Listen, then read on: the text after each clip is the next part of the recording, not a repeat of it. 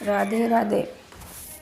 कार्तिक शुक्ल में एकादशी से पूर्णिमा तक भीष्म पंचक करते हैं। 5 दिन का व्रत करना चाहिए। भीष्म पंचक की कथा। एक समय राजा परीक्षित ने महात्मा व्यास जी से पूछा कि हे भगवान, हमें कार्तिक मास की कथा आपने सुनाई, उससे भी एकादशी से लेकर पूर्णिमा तक इन 5 दिनों को भीष्म पंचक के नाम से क्यों कहा जाता है?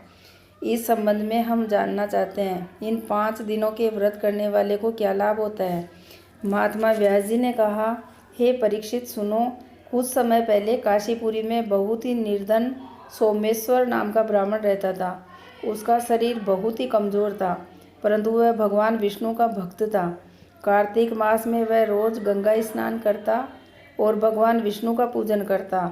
पर एक दिन वह शरीर से पीड़ित होते हुए भी गंगा स्नान करने गया, पर उससे घाटों की सीढ़ियाँ उतरी नहीं जाती थी। किसी तरह वह उतरकर गंगा जी तक पहुँच ही गया और गंगा स्नान कर वहीं पर बैठकर संध्योपासना करने लगा। वहीं पर वृद्ध ब्राह्मण के रूप में भगवान अपने भक्त पर कृपा करने के लिए बैठे हुए थे। भगवान ने ब्राह्मण को बड़े कष्ट में देख करके पूछा कि हे ब्राह्मण, तुम्हारी स्थिति तो स्नान करने की नहीं है, फिर भी तुम ऐसी अवस्था में भी स्नान करने के लिए आए हो, कहो क्या चाहते हो? ऐसे वचन सुनकर वृद्ध ब्राह्मण ने कहा, हे भगवान, मैं बहुत गरीब ब्राह्मण हूँ, इसी से लोगों में अपमानित हूँ और तकलीफ पाता हूँ। इसी कारण मैं हमेशा परेशान रहता हूँ। यदि आप कोई उपाय बता सकते हो तो मैं आपकी अपने ऊपर दया समझूंगा। ब्राह्मण के ऐसे वचन को सुनकर भगवान रूपी ब्राह्मण ने कहा, हे ब्राह्मण सुनो, ये कार्तिक का महीना चल रहा है। इसमें शुक्ल पक्ष की एकादशी से लेकर पूर्णिमा तक जो ये 5 दिन हैं, इनको भीष्म पंचक के नाम से पुकारा जाता है। 5 दिनों में तुम गंगा के पुत्र महात्मा भीष्म को जलदान दो और गंध अक्षत पुष्प से उनका पूजन करो और भगवान विष्णु की पूजा तुलसी पुष्प आदि से करो। इससे तुम्हारा सब कष्ट दूर हो जाएगा और तुम अंत में विष्णु लोक में निवास करोगे।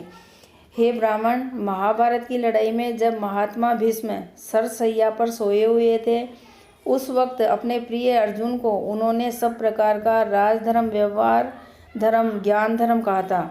उस समय अर्जुन के सखा कृष्ण वहीं पर थे। जब भीष्म से कृष्ण ने कहा, हे पितामह, जो मनुष्य कार्तिक मास के शुक्ल पक्ष की एकादशी से लेकर पूर्णिमा तक तुम्हारे नाम से जल देगा और आपकी पूजा करेगा, वह पूजा मैं स्वीकार करूंगा और उसके सब कष्ट दूर करूंगा। अतः हे ब्राह्मण, तू इस भीष्म पंचक में महात्मा भीष्म का पूजन कर, इसके करने से सब कष्ट दूर हो जाएंगे।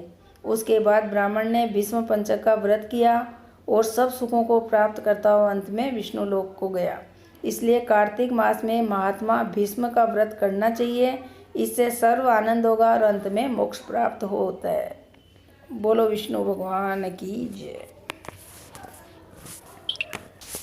राधे राधे।